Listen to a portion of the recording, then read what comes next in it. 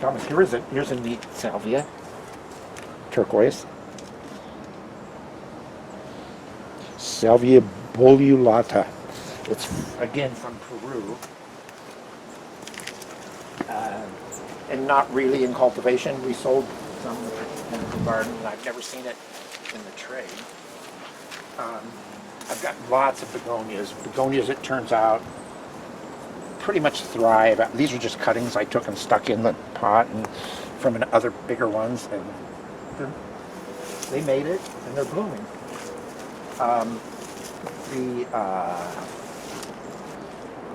Up in these big trees, there's at least 4 nests. An owl comes into this cluster of trees where the redwood is often. I heard it twice last week. My neighbors heard it 3 or 4 times this summer. And I don't think it lives there, but I'm getting to be enough of a forest that I can actually attract raptors and things. And here comes a little flock of birds through right now.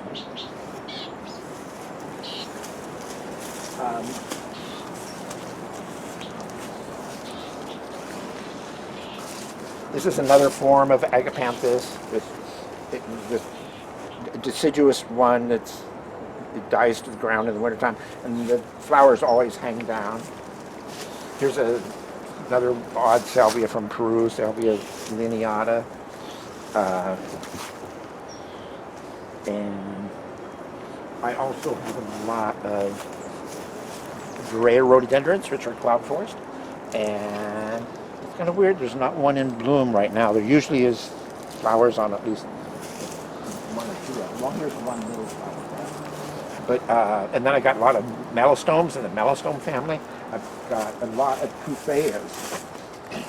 I think I have 10 or 11 different cufeas.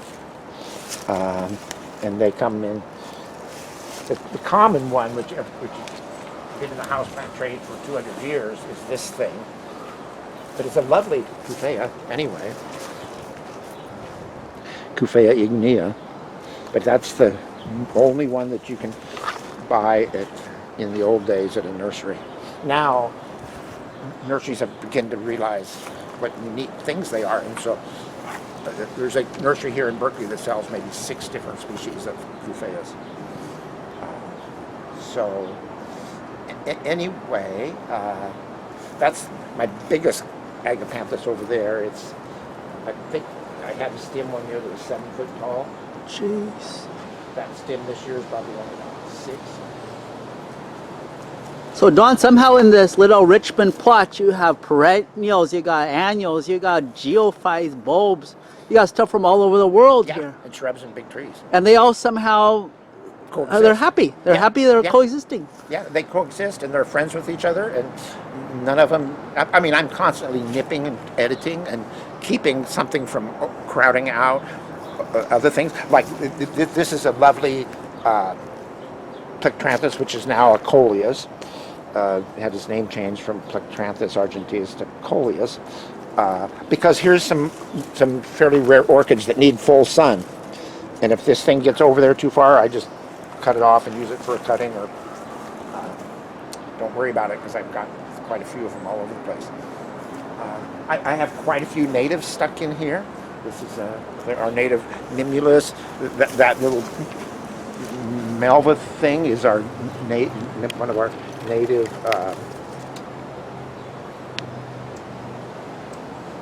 it's not a Lavatera. Oh, Sedelsia. Sedelsia, yeah. And you know where all your sunny spots are in this place, in the dappled shade, because everybody is very specific. Yeah, these Vireyas would grow nowhere else in this garden except here. Oh. Because they really need shade, but bright light, and in the afternoon the sun hits my neighbor's white building and it reflects, and from about 2 o'clock until sunset it's really bright, profuse light here, but no sun, just reflected bright light, and that's what these Vireyas and cloud forest stuff like, and that's why I leave this willow, which is native from the hillside here, to give a lot of, it increases the humidity down lower, which they need, and it keeps on those really hot days. I hit 97 on the solstice, Oh, June 21st. It was like 80 the day before and 80 the day after, and those are really, 80 for me is really hot.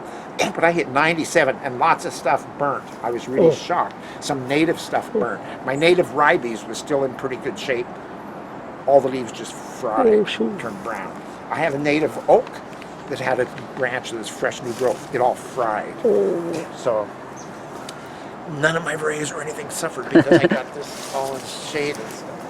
But there's no other place on the property that gives that humidity and bright light and moist shade. So I can do cloud forest. I can do almost anything. I've got other areas that are hot and dry, almost too hot for cactus. so it seems like, Don, it takes years to kind of figure out just even a little site, huh? And where the plants are Yes, supposed to be. Yes, it does. Here's a seedling that came up of Fuchsia boliviana. You can see how, look at how Well, long. those fruits are massive too. Yes, yeah, and they're edible. And Fuchsia berries. but it's sort of, there's two color forms in the trade. The quote white one, which is this one,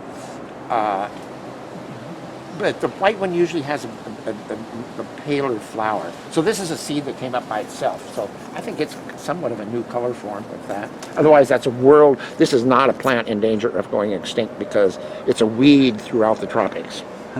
It grows in Hawaii. It grows in Puerto Rico. You name it, and it grows there. Even though it's called Fuchsia boliviana, and I don't think it's from Bolivia. I think we got it on Mount Davidson too. Yeah, probably. But it's lovely. It's pretty. Let's go out to the back where all my cactus and succulents are. I forgot. Okay, so I kind of wanted the spine of trees down. Well, I originally wanted it closer to my neighbor's house, but that didn't work out. And partly they wanted to look out the windows in my garden. So I planted some bigger trees. None of them would I dream get this big. Like this plum, it's 40 foot tall. And it's an edible big commercial plum. It gives me lots and lots of plums, way more than I can eat. I see lots of them there that we're picking right now. And a willow, the native willow to this area. And I have tree people come in and help me once a year and thin out branches that are interfering with other stuff. But for the most part, these things have kind of limbed themselves up. If a lower branch dies because of too much shade, I just cut it off. And so it's starting to be a perfect habitat for shade-loving, ground covery kinds of things, of which there's a lot, clivia being one of the common ones. So I planted all over the place. But in the cactus family, most people don't realize that there's a lot of epiphytic cactus. A lot of them are in the genus Rhipsalis, and that's these little lacy things, or even bigger, coarse ones like this that are Rhipsalis, and they tend to bloom in the winter, so you're not going to see any flowers on them, but the foliage is so pretty, they're worth growing just for the foliage. This one blooms profusely once or twice a year. It's Disocaxus nelsonii, and no, this is Macrantha. Disocaxus macranthus, but it gets fairly large flowers that are very, very fragrant, and it smells up this whole area about twice a year because it tends to do a repeat bloom. And it could be in bloom in October and again in February. So most of us think of cactus, you're like out in the desert, hot sun. Yeah, And and this I've is got like plenty of the those. almost complete opposite. Yes, and they grow in cloud forests, in the tropics, in dense jungles. They're jungle cactus is one of the common names of them. And they tend to have really odd leaf forms. This one has very gigantic flowers that are 8 inches across, and this flower stalk is about 10 inches, pure white. And a lot of orchids like that. So here's a whole bunch of Masdevallia orchids. And they finished blooming. Oh, here's sort of a leftover orange flower. But they need repotting because they're outgrowing their pots. They're so happy here. But the flowers last for a long time, and when one's in bloom, I bring it up front. The Masdevallia orchids are really hard to grow outside this climate. They don't like hot weather, or they don't like freezing. But they're kind of a succulent. So, but then I've espaliered this blue redwood all against the back of my garage. I really like this form of redwood. It's called Simpson's Blue.